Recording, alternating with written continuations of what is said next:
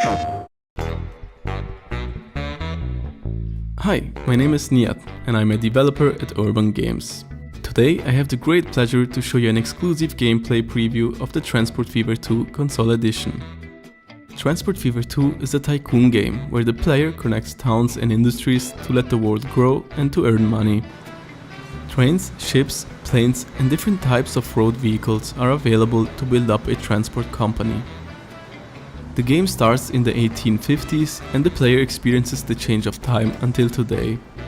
The game features 3 different vehicle sets from Europe, America and Asia, as well as 3 climate zones: temperate, dry and tropical.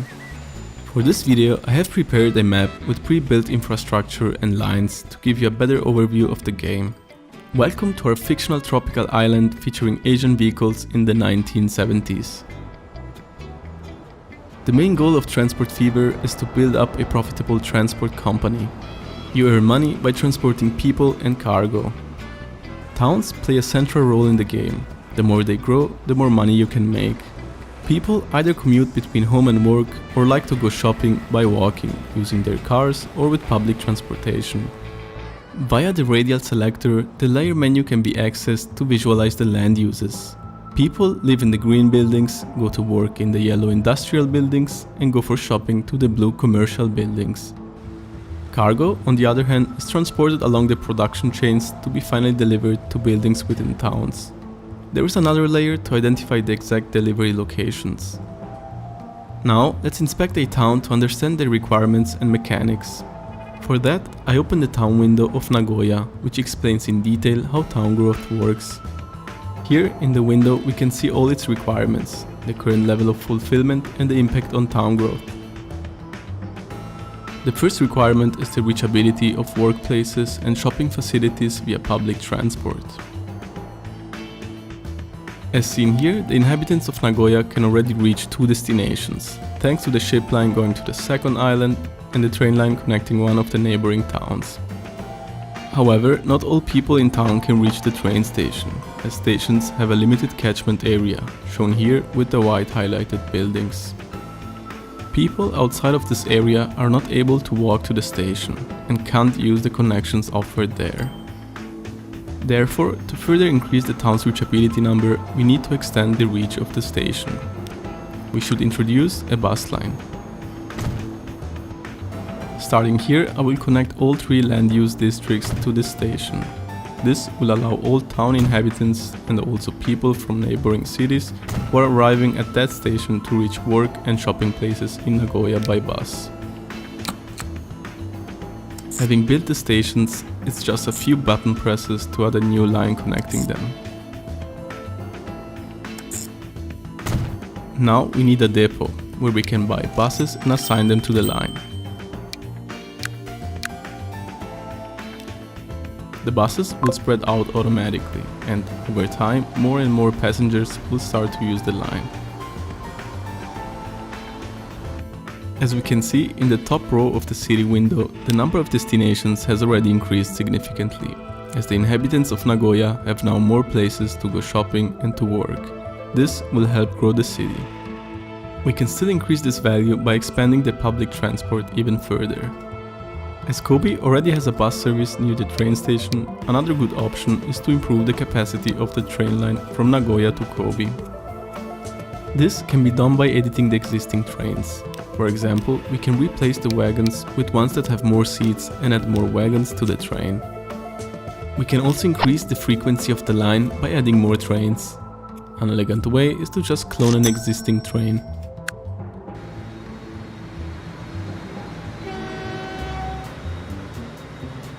Besides the public transport, private transport destinations also have an impact on town growth. If I take a look at the destination layer, I can find out where people are traveling by public or private transport. Players can use this information to enhance the reachability of cities for people using their cars. Building a highway will enhance the private transport value, but might also compete with public transport. Next, we will have a look at the demand for cargo. Each city demands at least 2 different types of cargo. One for the commercial district and one for the industrial district, as we can see here in the cargo layer. Nagoya's commercial district demands food, which is one of the more simple cargo chains that can be built in the game. Luckily, there is a food factory not far away from the city. It is currently not producing anything, because it lacks the required resources. So the first step is to connect a nearby farm and deliver grain to the factory. Let's place a truck station next to the farm and connect it to a cargo station next to the food factory. The intuitive street building tool allows to select different types of roads to be built simply by dragging segments. Similar to a public bus route, we can set up a line between the stations and add a couple of trucks that deliver the grain to the factory. The farm is now putting its grain onto the truck station, where the trucks can pick it up. This is also shown in the info window of the farm, where the shipment value is now going up. When the trucks drop off the grain at the food factory, the grain counts as transported, and the player earns some money. At the same time, the factory starts producing food.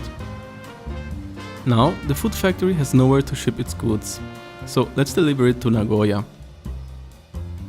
We can simply build another station next to the existing truck terminal, as it makes a connection between the station and the factory. Like streets, train tracks can be built by dragging segments from a start to an end point. The train station in Nagoya is located in the commercial district, so we can directly drop off the cargo at the station, and it will be delivered to all the buildings within its catchment area. Let's wait for the train to deliver its first load of cargo. As we can see in the town window, as soon as the food is unloaded at the train station, it starts to cover the demand of the town. Over time, this will affect the city's growth positively. When the value for production, shipping and transport of an industry is above a certain threshold, the industry will start to grow to the next level, allowing it to produce more cargo. On the other hand, industries which are not served by the player may close and disappear over time.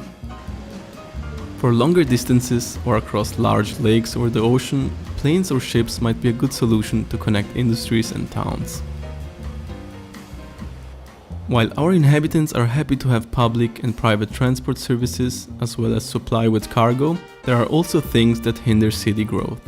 Let's briefly touch on them as well. With growing cities and more people using our services, stations may begin to overcrowd. Here in Kobe, we can see that several stops of our bus line are already overcrowded, and people will start to avoid this line as a consequence. A good measure is to add more or newer buses with more capacity to the line. If a train or bus terminal is running out of space, we can also extend the length of platforms or add side buildings to increase their capacity. In fast-growing cities, there is a tendency to develop heavy traffic on roads. To counter this, we can upgrade streets to a wider version. Crowded junctions may also be upgraded with traffic lights, or a roundabout can be added to ease the flow of traffic. I hope you enjoyed this brief look into the gameplay of Transport Fever 2 Console Edition. Of course, there is much more we did not have time to cover in this video. There is a campaign mode where you can play through 18 missions inspired by real-world transportation events from 1950 until today. The game also offers a map editor as well as a random map generator where you can create infinitely many maps yourself. A sandbox mode is available too, where you can customize almost every aspect of the game. This will offer virtually limitless possibilities to create your own challenges and provide you with many hours of fun. We are looking very much forward to finally releasing the game on consoles. All the best and friendly greetings from the whole team at Urban Games. Bye bye!